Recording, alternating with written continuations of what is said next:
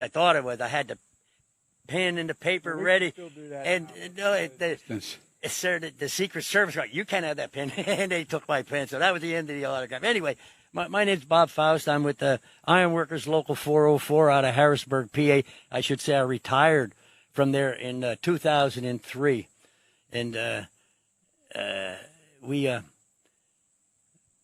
started as an apprentice iron worker, 2-year apprenticeship, which they have an excellent program, and we can't do away with that. And all this time for the 35 years I was working as an iron worker. I'm 74 now, so it takes me a while to get around, not like I used to, but because of that, because of the decent wage we made, the living wage, I had 4 daughters and a son, and 2 of the daughters I put through college, and the third one I put through nursing school. No help from the government because I made a decent wage as a union iron worker. Now, people can't understand. I don't know. I can't understand what's going on today. I'm lost. I'm lost, sir, and I hope I get choked up when I think about the direction this country's going in at this time. We need your help. So our next speaker is Warren from Howard. Local 520. Howard, sorry. From 520. He's a pipe fitter and plumber. He just got back from being deployed in Afghanistan. And also a staff sergeant. Yes. My son, the major, said that's who runs the military. That's correct. I used to be a combat engineer. I served 8 years in the Army. I'm a veteran. And the one thing I had, as I was getting out, was being concerned about, raising my family, how I'm going to provide for my family. I was able to get in the union, 5-year apprenticeship program. It's an awesome program. Went all the way through. I graduated. Now I'm a full-time journeyman as well. I've been to a lot of power plants, worked there, did a lot of work for various contractors involving plumbing to crane operations. It's been so far good, but like I said, we got to keep the job market, be able to get on those jobs for us to work so we can provide more for our family as well and spend more time with our family as well, too. We have Patty here, who is with AFGE, Local 1156, and again, she works for you too. So she works for the people of the United States, and yes, for a while too. You were in the Gulf War, weren't you, Patty? That's right. Yes, sir, I was. I enlisted in 1985 in the Army at the age of 18. Did 9 years service. I just went over 35 years total service with the federal government last month. I'm disabled as a result of the Gulf War, but I couldn't give up my service hat, so I've continued in service to the U.S. Navy, where I work in logistics to support their needs. We need you to be our next commander-in-chief. And I have quite a few friends and colleagues who are like-minded. Some of the things that have happened under the current regime are devastating to the bargaining unit employees, namely the 3 executive orders that 45 signed back in, he snuck them in on Friday afternoon on Memorial Day in 2018. There's 3 of them. They're 138, 36, 138, 37, and 138, 39. And they gut our ability to collectively bargain and represent our working employees. And as our commander-in-chief, I would hope that you would rescind those. Well, I will. Look, first of all, thank you all for your service. I don't mean just your service for labor, but your service to the country. Howard, what made you decide you wanted to join the service? It's pretty much, growing up, I was born and raised in New York. It was very hard to find jobs. And that was like one of my reasons too. But at the same time, I saw myself being a soldier at the same time. So I I already had the plan to do that. I wanted to serve. So I wanted to do 3 years. I liked the military service, and I wanted to continue my service. That's one of the reasons why I also stayed in. But you were in Afghanistan as well as Iraq, Yes, correct? I went to Iraq and Afghanistan How long were you in Afghanistan? You were in Afghanistan. for a whole year, 365 days. Iraq also. What do your fellow soldiers talk about out there? Talk about back at home. Talk about families. One of the things that they talk about is how are they going to get out and start a fresh career, doing something else. They run their own business, go to school, have a degree plan. And sometimes when they do that, when they go to college, some of those jobs are outdated. They can't get those jobs. And now they're sitting on the fence somewhere trying to find a different job or go back to school and have to depend on government loans to cover those costs. Did you think most of those guys and women are suckers? No. I mean, is there any reaction to that? Because you're in the National Guard now, right? Yes. Okay. Well, look, let me ask you a couple practical questions, okay? How did you find the pipefitter apprenticeship program? I was getting out. They had transition programs for vets. It was a new program that started in Fort Hood, Texas. And that was the trade I wanted to go into. I was a welder. And how do civilian employees, what don't they get about the enormous talent veterans offer? I mean, is there concern that vet getting out doesn't know what he's doing or she's doing, or is there an appreciation of it? It's a little bit of both, because once you start a new career, you have to reset your mind and learn new ways, because military and the civilian sector doesn't really always work. But some jobs, they do always work. But construction is a whole different ball game. You have to, take what you're learning from the guys that are experienced in those construction jobs, go through the whole training process, start a new beginning. And tell me, the AFG, do you think you should be able to unionize, right? Absolutely, sir. Well, so do I. How'd you find a way to get into the AFG? I mean, after you get out of the military. Well, I was union all my life as well. My father was a lifetime member of National Steelworkers 1940 in Lewistown, Pennsylvania, at a steel plant. And so it was a natural evolution for me. As soon as I got into a civilian job where I was eligible to be in a union, I sought that out and joined the union, and that was 35 years ago. And what has been the impact of his executive orders? Well, there are a lot of impacts to it. We have to pay for any office space that we use on a military installation to have a union office where bargaining unit members can come to. We have to get prior approval to use official time to meet with someone who has a problem that they need to discuss. And that official time has been truncated to the point that it's almost impractical to try to use it. And we're forbidden from using our official time to try to prepare someone for certain grievances and certain processes. We would have to use our personal time, off the clock time. And some locals, our local is fortunate in that we still have an office on the installation. Some locals, for instance, the one at the Army Depot over in New Cumberland, they were forced to leave the installation altogether and rent someplace to have a union office. And so it varies by command how it has personally affected the locals, but overall it has gutted our ability to properly represent our bargaining unit employees. You've been doing this a while. Long time, sir. 74 years old. Well, I tell you what, you iron workers are all nuts anyway. Anybody who climbs up 13 stories and walks a 12-inch beam, and then sits on the beam and has lunch, you got to be crazy. But then again, it helps. It helps. Oh, kidding aside, though, tell me what you hear from your old colleagues that's most bothering them right now.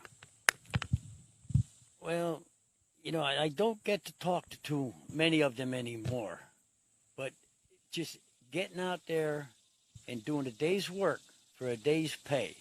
This is drummed into us a long time ago, and today it's still like that. They're out there, they want to do a good day's work for a good day's pay. And I just want to let you know, I am a coal cracker from Shamokin, PA. Shamokin, all right. Almost heaven, almost Scranton. Yeah, almost. Yes, sir, almost. Yeah, well, Mr. Vice President? yeah.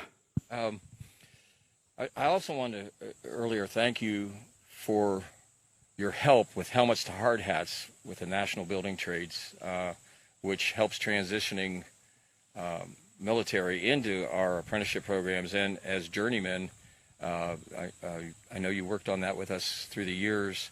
And to be blunt, I would say we have over 50,000 to 100,000 ex-military in the building trades nationally. And when someone's coming out of the military, they may have never applied for a job before. So, they don't know where to go or where to look. And programs like Veterans into Pipe Trades or Helmets to Hard Hats helps them transition. And your help through the years of your career has benefited thousands of military getting those good paying jobs where they get health care, they get a pension, and they retire with dignity. Don't ask for anything extra. We just, we pay for our own health care, we pay for our own pensions. And, I'm concerned now with the pensions, with the economy the way it is, and the number we had 8,500 people laid off at the cracker plant in Beaver County in one day. 8,500 people because there was no preparation for the pandemic. We're gearing back up a little bit at a time with different kinds of standards and protocols than we had before. But just think, that was just one job in Pennsylvania where all those people had to go home in one day. 85. Be the first president in American history to end up, when he leaves office, having fewer jobs than when he took office. Not history, in the last 90 years. You got, more than 6 million people infected with COVID. You're heading toward the 200,000, above 200,000 range of people have died from COVID. And he still has no plan. I mean, there's virtually no plan as to how to deal with it. And you see what's happening across the country. We're averaging about 1,000 deaths a day. If you take the 7 largest European countries and combine them, they have a population bigger than ours. And as of a week ago, they were averaging total 57 deaths a day versus 1,000 with a population larger than ours. And so he has just sort of waved the white flag on dealing with COVID. And all he wants to do is just reopen. But the way he's reopening is causing us to, shut down. Look what's happening with schools right now. If you have kids, trying to get them back in school right now, it's pretty tough. It seems to me that there is things can and should change, because for the first time, unions are respected more for the first time than they have been any time in the last 50 years. Over 65% of the American people support union movement, support union growth. And so, the only thing standing in the way of us getting for people to be in a position where they actually have the ability to make a decent wage is a prevailing wage is to make sure that we remove the guy who's there right now. The fact is that, we're in a position where we can fundamentally grow this country just by no other reason, just investing in infrastructure, roads, bridges, canals, all the things we have to do, airports, that in fact could create thousands and thousands of good paying jobs at prevailing wage. And he keeps saying he wants an infrastructure plan. He said he wanted one in 2016, 17, 18, 19. Now he hadn't introduced a thing. What are we waiting for? Well, I don't think that I don't think he has any interest in it whatsoever at this point. At least he hasn't shown any. One of the things that Frank, is that how have unions helped people get through this pandemic? What would be a big investment in infrastructure? How much would it mean to your members if we were able to create what's estimated to be tens of thousands, or actually several million jobs that are needed now? I mean, we need to improve our bridges, our roads. We're so low in the safety. We're in a position where there's no reason why, as President of the United States, you have control of a significant budget of taxpayers' money, taxpayers' dollars, where you're spending federal money, hiring contractors to do things. Under my administration, it will be all made in America. Not a joke. If it's going to be used, taxpayers' dollars are going to be used to hire corporations to do things from, building roads to building bridges to whatever it is. It's going to have been made in America. Any product, steel, aluminum, anything used, has to be made in America. And also the supply chain. We now have under this president the largest trade deficit we've had in a long time. The trade deficit with Mexico is higher than it's ever been in history. And the product trade deficit with the rest of the world is the highest it's ever been in American history. And that's because he's provided all these loopholes in the law to allow companies to get a tax break going abroad and hiring people doing things abroad. That'll end, and it will not be a violation of international trade agreements. That'll end in my administration. I mean, for real, it all will have to be made in America if it's a taxpayer dollar is being spent. But tell me about the attempt on the part of corporations to provide their, quote, own apprentice programs. There was an effort to shut down y'all, and they're deciding they can provide the apprentice programs. Well, as it stands right now, there's guidelines to make sure that people that enter an apprenticeship program actually get the training and end up graduating to a decent paying job at the completion of their apprenticeship program. And the plan was to eliminate that, take all the rules, and let the corporation decide all the angles on how they were going to run their apprenticeship program.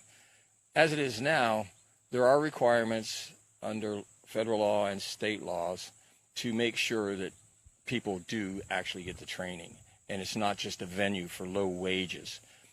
We see a lot in corporate America where they want to have an apprenticeship program, and especially in the construction industry, to have people at 50% of the wage rate so they can have an advantage on bid day or cut their cost in production. And this is problematic. And one of the big ones is warehousing. It's only a $15 an hour job to start with, and then they want to have an apprenticeship program where they bring people in for $7.50 an hour, and then they just churn those people. They keep them until they get to be too expensive, and then they get rid of them. And it ends up that we have people just going through a cycle, and the unemployment system gets drained as it is now, which has never been drained as far as it has in Pennsylvania due to the lack of response of the president on the COVID issue. We have more debt than we're ever going to have in my lifetime. And that apprenticeship scheme that was being portrayed by Department of Labor out of D.C. was terrible. I think we had the most calls and comments to L&I on the regulations on that in the history of calls on regulations. So You're absolutely right. Well, on the that. reason why you guys get hired, you have the best training programs in the world. You're the best at what you do. I mean, in fact, you're the best at what you do. And everything they've done has been designed. The fact is that, Wall Street investors didn't build this country. Ordinary folks, middle class, built it, and unions built the middle class. That's how we got to where we are, and continue to try to hollow out the union movement, hollow out the middle class is what's going on, been going on for some time now. And I promise you, if I'm elected, it stops. It stops. You're going to have the best friend labor's ever had in the White House, because my dad used to have an expression, and when he had to leave Scranton because there was no work and moved away to Delaware to find work, was that he said, Joey, a job's about a lot more than a paycheck. It's about your dignity. It's about respect. It's about your place in the community. It's about being able to look your kid in the eye and say, honey, it's going to be okay.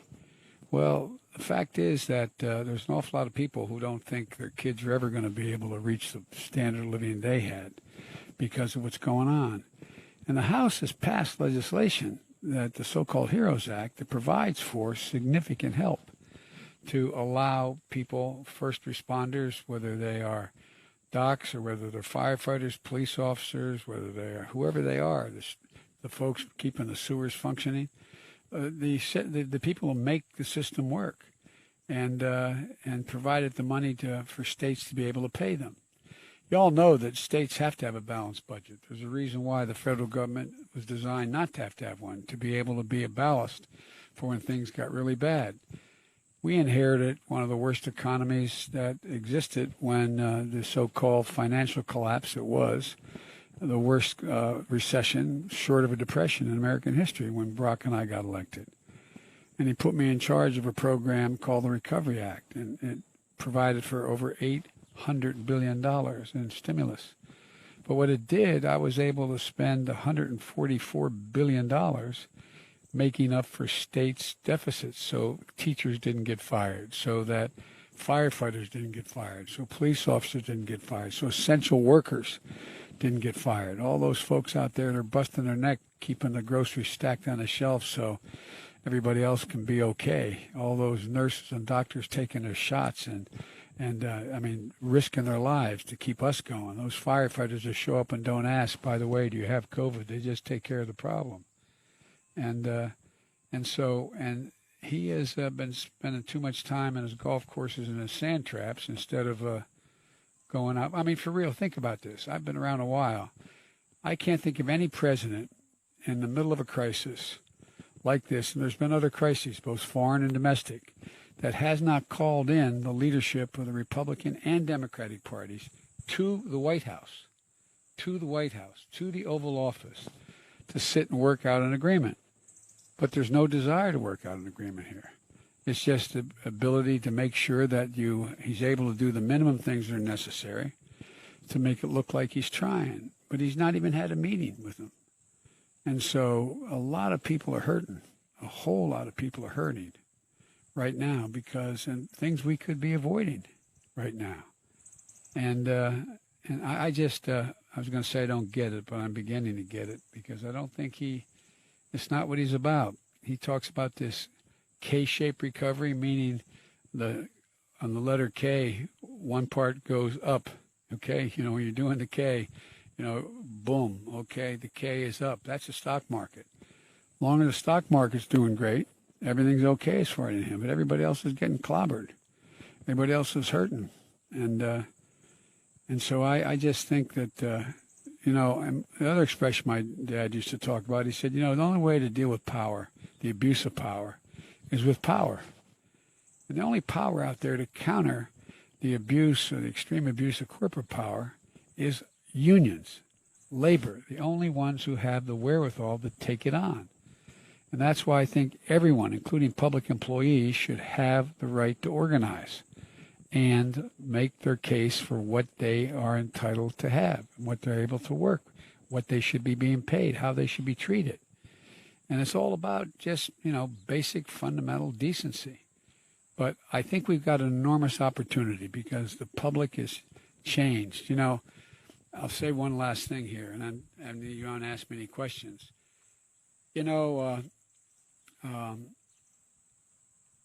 All of a sudden, not all of a sudden, the last 8-10 years, things have changed in the following way. People, hourly workers who thought unions were the problem. Remember how unions were the issue? That's why we weren't.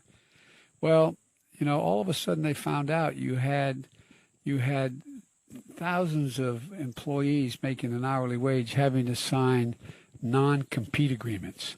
So if you worked at Burger King, you have to sign a non-compete agreement. You would not go across town to McDonald's to try to get 5 more cents in your hourly wage. All designed to do nothing, just to keep wages down. You could not go. It's not like you had a secret that was consequential and you couldn't give away that secret because it's a high-tech industry to another industry you go to work for. These are people making an hourly wage, just doing just their job. And they were told they couldn't even bargain for themselves, let alone have a union do it. And I remember going up to when, well, I won't go into it, but the point is, all of a sudden they figured it out. And then all of a sudden they figured out, too, the reason they got overtime pay is because of unions. Because look at all the overtime was being cut from people who weren't union members. They reclassify you as management. That if you worked in a grocery store and you controlled the man or woman who brought out the cart that had all the spaghetti sauce on it, you were management. You control that cart. I mean, literally. And that's what people realize, that this abuse has caught up with them. And this economic crisis caused by his failure to deal rationally with COVID, not even acknowledging it. I mean, it's going to, warm weather is going to make it go away. It's going to be like a miracle. It's going to be passed. I'm going to have a vaccine for you quickly that everyone's going to be fine. It's just, it's all about refusing to deal with the problems that affect ordinary, hardworking people. And I think one of the ways back is to considerably strengthen the union movement. But you guys have any questions for me about anything at all? I would just like to thank you.